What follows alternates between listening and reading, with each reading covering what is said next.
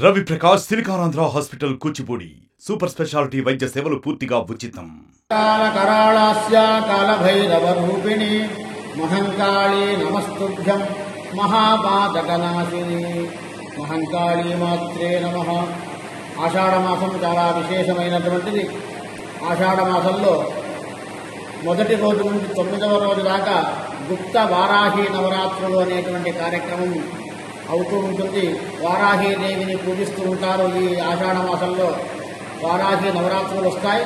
అందుకని ఆషాఢమాసము చాలా విశేషమైనటువంటిది. గ్రామ దేవతలకు కానీ మహంకాళి దేవతకు కానీ అందరి దేవతలకు కూడా ఆషాఢమాసం చాలా విశేషం.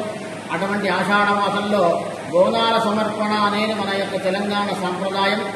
ఈ తెలంగాణలో ఆషాఢమాసంలో అందరి దేవతలకు పోచమ్మకు, మైసమ్మకు, దుర్గమ్మకు, అట్లే మంకాళమ్మకు కూడా బోనాలు చేస్తూ ఉంటారు. బోనము అంటే గూడాన్న ప్రీతి మానస అంటే బెల్లపన్నము వండుకొచ్చి అమ్మవారికి సమర్పణ చేసి తర్వాత వాళ్ళ ఇంటికి వెళ్ళి వాళ్ళు యథావిధిగా భక్తి శ్రద్ధలతో కార్యక్రమాలను చేసుకుంటూ ఉంటారు. అటువంటి గొప్పనైనటువంటి ఈ ఆషాఢ బోనాల కార్యక్రమంలో మన గజ్జివెల్లి నగరంలో మహంకాళీదేవి 500 సంవత్సరాల నుంచి వెలిసి ఉంది. అనేక మంది భక్తుల యొక్క సహాయం చేత నూతన 40 years of campus, hobby clubs, student mentoring, eco-friendly campus, KL, deemed to be university. నూతన దేవాలయ నిర్మాణం చేసుకున్నాము. ఆ దేవాలయంలో మహాలక్ష్మి, మహాసరస్వతి సమేత మహాకాళీదేవిని ప్రతిష్ఠించుకున్నాము. 5 సంవత్సరాలు అవుతూ ఉంది అమ్మవారిని ప్రతిష్ఠించుకొని. అదే సందర్భంగా బోనాలు కూడా 7-8 సంవత్సరాల నుంచి సాగుతూ ఉన్నాయి. అదే సందర్భంగా ఈ సంవత్సరం కూడా రేపు శనివారం నాడు మహంకాళి దేవాలయంలో ఉదయం సుప్రభాత సేవ, అమ్మవారికి అభిషేకము, సామూహిక కుంకుమార్చనలతో పాటు చండీ హోమం కూడా ఉంది రేపు శనివారం.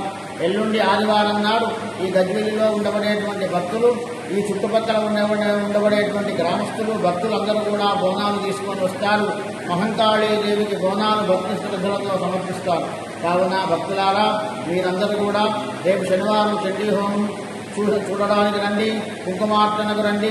ఎల్లుండి ఆదివారం నాడు బోనాలకు రండి, బోనాలు తీసుకొని రండి, అమ్మవారిని దర్శించుకోండి, అమ్మవారి యొక్క అనుగ్రహాన్ని పొందండి. సర్వమంగళ స్వరూపిణి, సర్వార్థ సాధిని, అనేకములైనటువంటి సమస్యలు, కష్టాలు, దుఃఖాలు పోగొట్టి ఆ మహంకాళీదేవి ఈ ప్రపంచంలో అందరికీ మంచి శాంతిని, ఆరోగ్యాన్ని ప్రసాదించాలని, మంచి వర్షాలు పడాలని, రైతన్నలు సుఖంగా ఉండాలని, రైతుతో పాటు అందరూ సుఖంగా ఉంటారు కాబట్టి మంచి వర్షాలు పడితే ఇదంతా దేశమంతా సస్యశ్యామలం అవుతుంది అని ఆ మహంకాళీదేవిని ప్రార్థిస్తూ లోకా సమస్త సుఖినో భవంతు.